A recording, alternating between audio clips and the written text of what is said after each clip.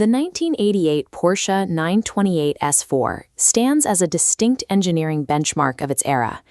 It utilized a complex architecture, a heavy V8 engine mounted in the front, balanced by a transaxle mounted in the rear to optimize weight distribution. To understand the physical reality of maintaining this architecture, we are analyzing a specific artifact. This is the documentation for chassis number WP0JB0928JS860110. When ordered new from downtown Fine Cars in Toronto, this exact machine carried a base price and option sheet totaling $72,205. Today, the car presents impeccably. The pristine black paint and straight body lines suggest a machine frozen in time, perfectly preserved and ready to drive. Beneath that steel shell, time relentlessly degrades essential polymers. Over decades, rubber compounds lose their elasticity, turning once pliable seals and tension belts into brittle liabilities. The evidence for this decay is documented in a meticulous maintenance log spanning 15 years and over 15,000 kilometers. It records the painstaking process of resurrecting this specific car from a long period of dormancy. Achieving a reliable operational baseline for a vintage Grand Tour requires paying down a massive, invisible engineering debt across dozens of interconnected subsystems. Between 2011 and 2014, the restoration focused entirely on the front-mounted M28 V8 powertrain. The goal was to stabilize the engine before it could safely be run. The first intervention recorded in the log addresses a platform-specific design flaw. The mechanics had to release tension on the flex plate and carefully reclamp it. The flex plate is a machined metal disc connecting the engine's power output to the drivetrain. This procedure is critical for automatic 928s to prevent thrust-bearing failure. The thrust bearing sits inside the engine block to control the crankshaft's forward and backward movement. If it fails, the engine block is destroyed.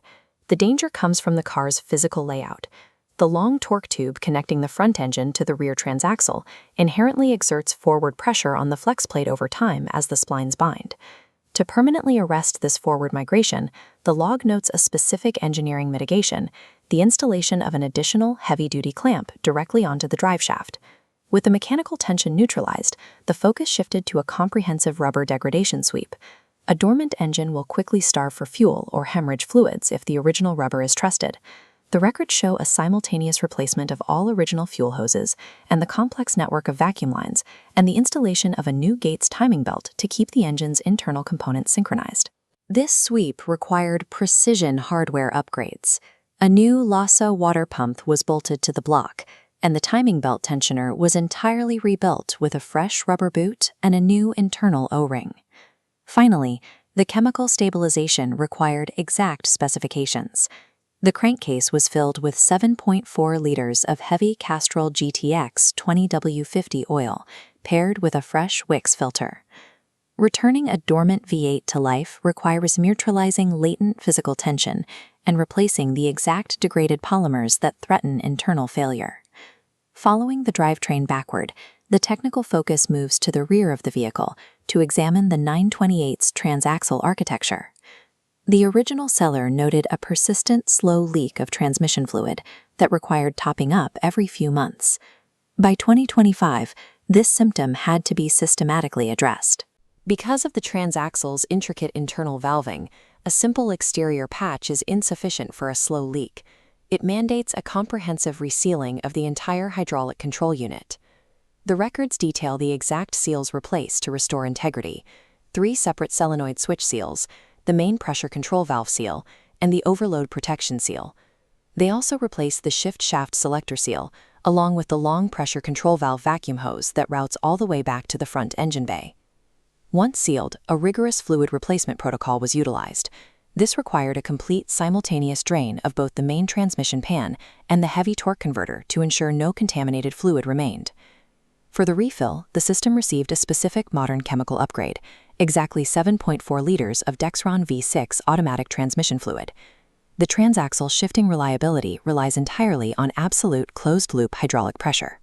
Proactive, comprehensive resealing is a strict prerequisite for baseline operation.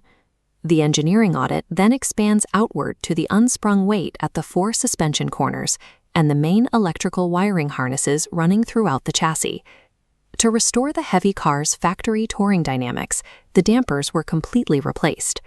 The logs show new Bose shock absorbers installed in the front and Bilstein units in the rear. The rotational mass was addressed by replacing all 4 wheel bearings. The rear axle specifically received heavy-duty BCA WE60371 units designed to handle the vehicle's immense touring load. To arrest localized corrosion, the mechanics physically sandblasted the wheel hubs and dust shields, sealing them with fresh powder coat and paint. Parallel to the suspension work, the log addresses the vehicle's electronic nervous system. 1980s European electrical architectures are notorious for unpredictable behavior caused by subtle voltage drops. The restorer applied a strict rule to solve this. All physical ground point on the chassis were completely disassembled, cleaned down to bare metal, and tightly reassembled. This tedious physical grounding overhaul must be completed before attempting to diagnose or replace any of the complex computational modules. Only after the ground paths were cleared did they install a new central warning system computer and meticulously rebuild the front brake wiring harnesses. Crisp dynamic handling and reliable electronics require zeroing out decades of physical corrosion on grounding paths and suspension hardpoints. When we bring the powertrain, transaxle, chassis, and electrical systems back together, we can view the restored vehicle as a singular, holistic machine. The scale of this intervention is massive. It required 5 full years, from 2011 to 2016, of stationary engine-off work just to stabilize the core mechanical systems. Only after this foundational engineering debt was cleared was the vehicle deemed safe enough to log its first 3,500 kilometers back on the road. Returning a complex machine like the 928 S4 to service is an exhaustive exercise in systemic polymer replacement and physical electrical auditing. This dense network of replaced seals, fresh fluids, and cleaned grounds sits completely hidden beneath the flawless black exterior presentation. A classic Grand Tourer does not possess reliability as an inherent trait of its aging design. A true mechanical baseline is not acquired by paying the vehicle's purchase price. It is meticulously, systemically manufactured over thousands of hours of unseen labor.